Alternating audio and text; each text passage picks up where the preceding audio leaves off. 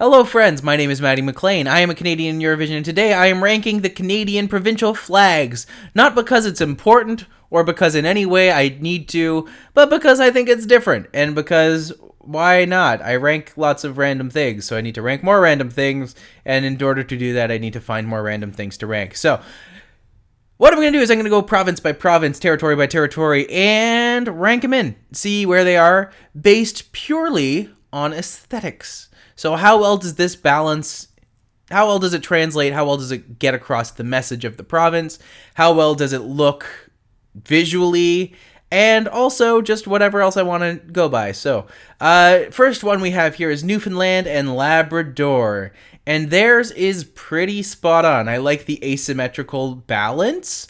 You can't quite see it, but it does go all the way to the end in each side. I think that it's very interesting and engaging.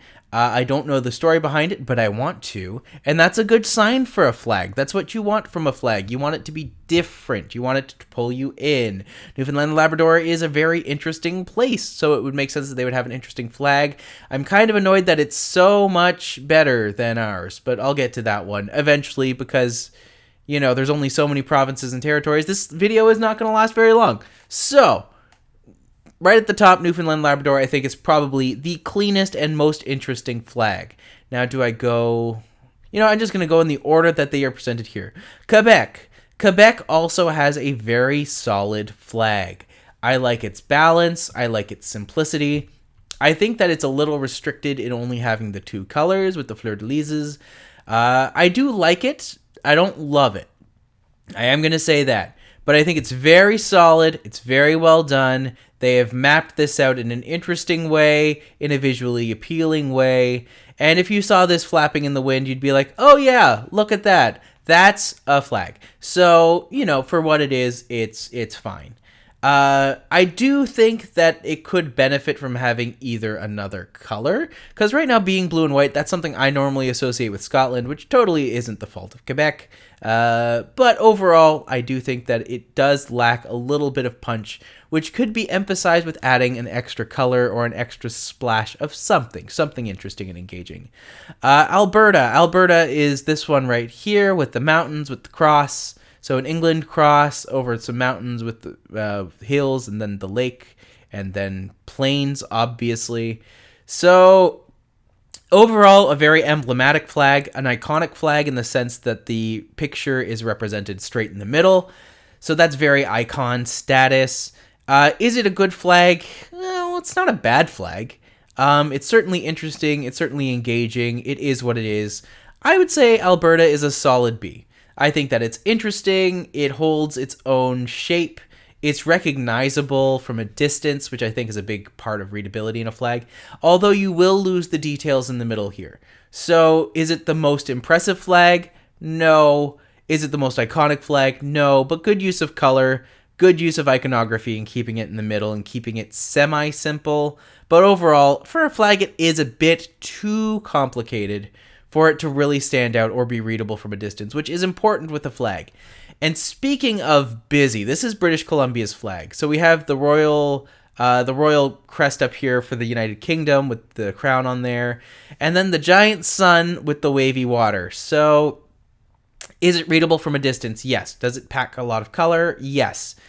Is it easy to read? No. It's very cluttered, very crowded. But overall, it is highly interesting. I think this is a B.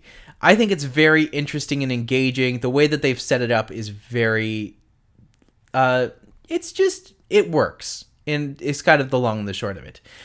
Each line is presented straight, curvy, straight, curvy, straight, curvy, and they both reflect around the center, which is interesting. The iconography of the United Kingdom flag is represented perfectly. So it does have all of that. I'm a little confused, actually, why they chose to go with the full flag in that area rather than the other ones that do a specific corner. But I do prefer it. I think that the flag actually works better when it's spread out across rather than kind of being compressed into one side. Speaking of compressed into one side, this is Manitoba, and it is a boring flag. It is the United Kingdom, red background, England background with a bison emblem. It's boring. It doesn't do much. There's no movement. There's not a lot of interesting color. It's not super engaging, and I don't think overall it's a strong contender for Flag of the Year. So, I will keep this here.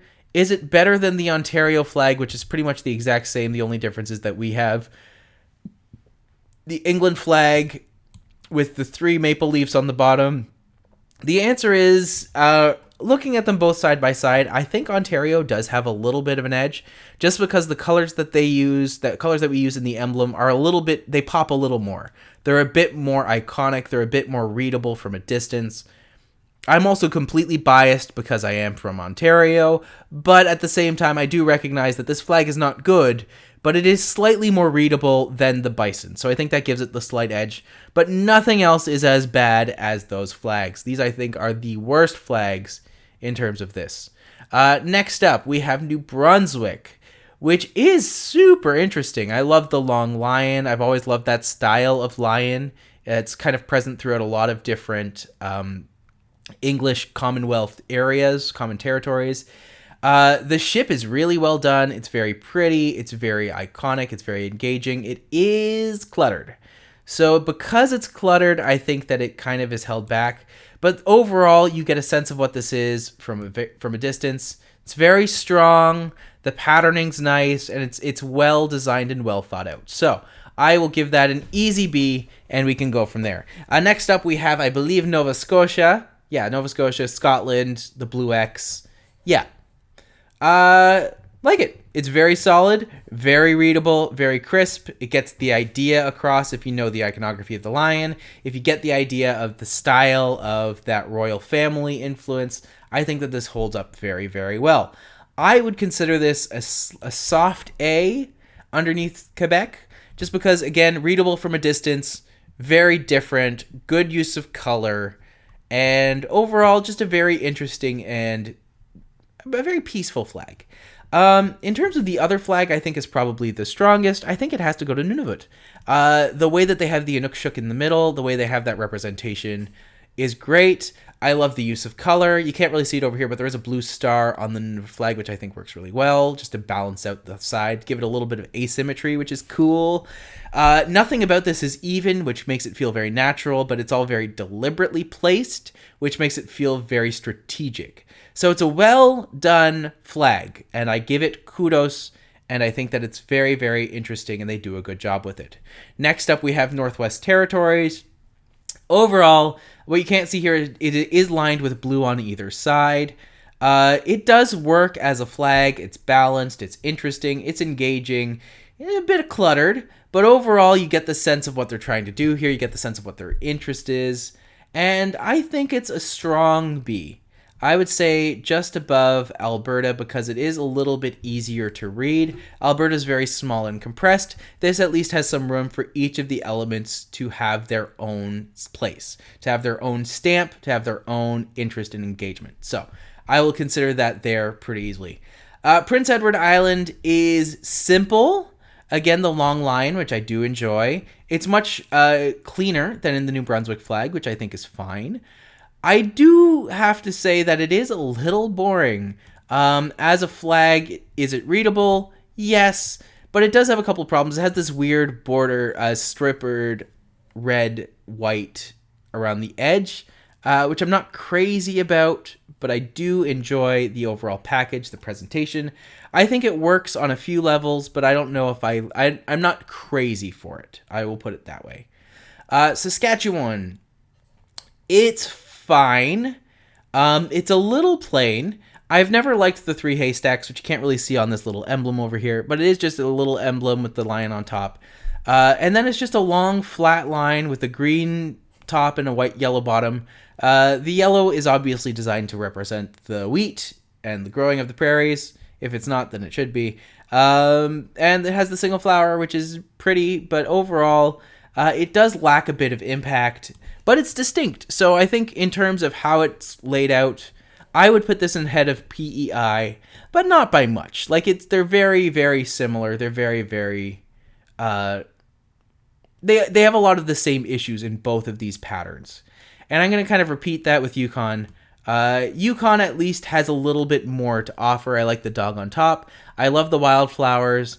The middle I've always found to be a little like Croatian, Slovakia, Slovenia, just with the way that the emblem is presented. Same with the blue, red, and white color. I don't know if that's on purpose, but I wouldn't be surprised if it was. I think that they do something really cool here, and it's just a very simple, iconic look. Green on one side, blue on the other, but it is balanced. I would consider this either a high C or a low B. So, where this stands, I feel comfortable with this being my choices, and I'm just curious to see what other people have thought about this as well. So funny enough, I'm not too far off course here. New Brunswick being number 1 is interesting. That's certainly not one I saw coming. But having having Nunavut and Newfoundland up at the very top, I think that's very, very. I think they're very clearly the right choices. Having Quebec at the bottom, just with Quebec as that's funny. I'm not gonna lie. Yeah, a lot of these are similar C's for Saskatchewan and Alberta. Keeping Manitoba and Ontario at the low, I think that's fine. They're a little bit more generous with BC, I think, and they're a little bit about average. I'd say that this is about equal, maybe a little generous with PEI, but that's my opinion. So what do you think? What's your favorite Canadian flag? What's your favorite other flag? I haven't done all the flags yet. Maybe that would be a good video in the future. So let's see what do next. Until next time, my name is Matti McLean, and if you like what I'm wearing, this is called Lighthouse Bright House. So you can find it online at One Cheek Geek, which does support me, so feel free to check it out. Also, if you like me, you can find me online at The Big Shabam on Twitter and Instagram. And finally, check out my podcast. It's on problematic streaming platform Spotify at A Canadian in Eurovision. So if you've never found out about Eurovision, you want to learn about it, never been a better time. So do that. Enjoy, like, subscribe, do all that stuff because that helps me out. And if you see something that you like, feel free to let me know because I'm always looking for new stuff to rank and new stuff to trivia myself with. So until next time, folks, you've been great, and I'll see you later.